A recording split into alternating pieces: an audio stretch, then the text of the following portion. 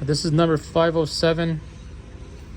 This on a Permobil. This is a Permobil seat switch.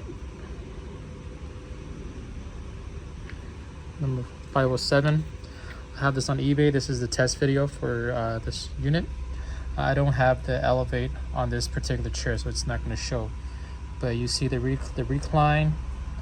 What is it? The recline. Both the reclines are green, and so is the feet. And we're going to test them out.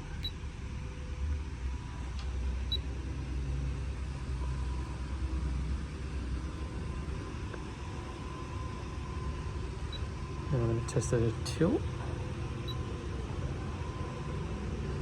and the feet.